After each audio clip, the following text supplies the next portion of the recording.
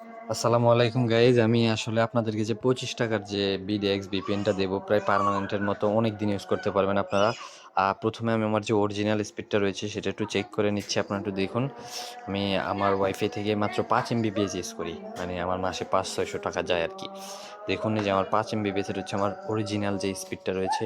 তো আমি যদি আমার BDX যে VPN-এর যে অ্যাপটা, সেটা যদি আমি একটু কানেক্ট করে আপনাদেরকে দেখাই, আপনারা একটু দেখুন।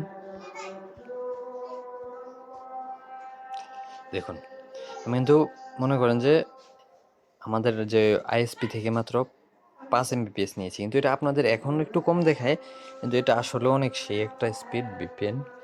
যারা নিতে চান আমার সাথে যোগাযোগ করবেন।